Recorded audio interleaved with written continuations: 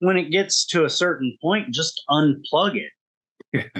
And I think that's very important for people to understand and realize, because the age that we are living in with all the disinformation, it's all pre-programmed.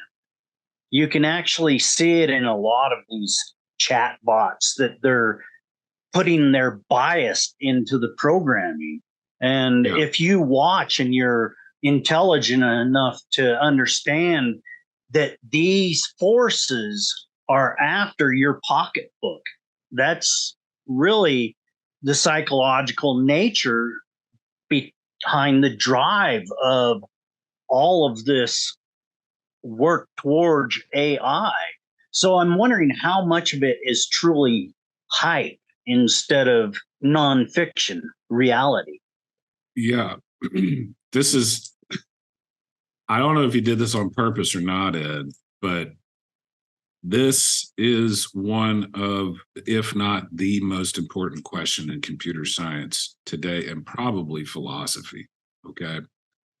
Yes. And it is probably the thing that fascinates me the most right now. And it's the thing that's fascinated me the most for probably the last 5 years. The question you're asking essentially is, what is intelligence? Like, what does it mean to be intelligent? And what does it mean to be conscious? Now, there's a question below that question, which is, what is consciousness? Okay. Yes. And nobody knows the answer to that question. There's a number of the open scientific questions.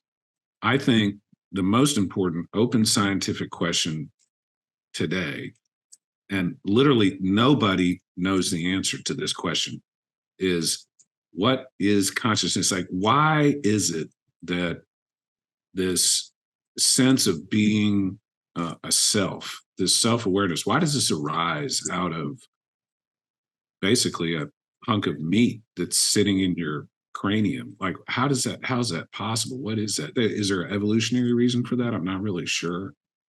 But in any event, and I think you also have to separate consciousness from intelligence. So we already have intelligent machines. I mean, your thermometer's intelligent in a narrow sense, right? The chess playing computers, the Go playing computers, they're intelligent in a certain sense. Mm-hmm.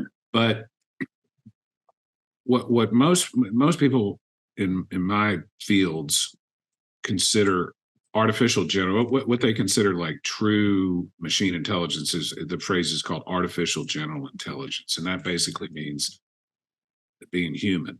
And there's a famous test from a British mathematician in computer science named Alan Turing, which is called the Turing test. Without getting into the complicated details, he proposed this, I think, in the 30s or 40s. If you could be across from a machine of some sort, and you cannot, when you're interacting with it, you cannot tell if it's human or not, then it's intelligent. That's a really high level kind of breakdown of the Turing test. But so for example, for people that have seen Westworld on HBO, if like you're looking at a robot and you cannot distinguish at all between whether it's a human or a robot, then it's intelligent. I'm not so sure about that. I'm not sure that's a good test. And by the way, I think some of these chatbots are already passing the Turing test.